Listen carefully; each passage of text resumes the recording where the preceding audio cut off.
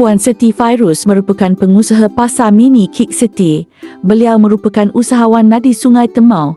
Beliau juga menyertai kelas usahawan kohort 6 dan juga ikhlas usahawan. Pasar mini Kik City menyediakan keperluan harian seperti bahan masakan, barang basah dan barangan kering dengan suasana membeli belah yang selesa.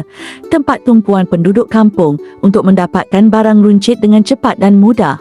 Selain itu, Pasar Mini Kik City turut menawarkan harga yang berpatutan, perkhidmatan mesra pelanggan serta pilihan produk yang sentiasa segar dan berkualiti.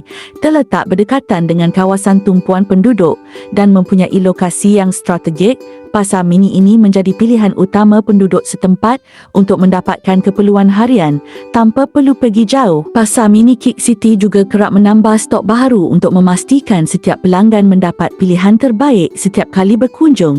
Keutamaan Pasar Mini Kik City adalah memberi pengalaman membeli belah yang mudah, cepat dan memuaskan untuk semua pelanggan. Tawaran istimewa dan promosi mingguan turut disediakan bagi membantu pelanggan berjimat sambil mendapatkan barangan berkualiti.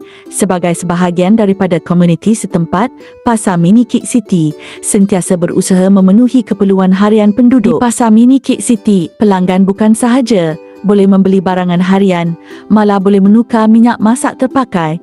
Melalui program Kita Semula, minyak terpakai boleh ditebus dengan barang basah tertentu.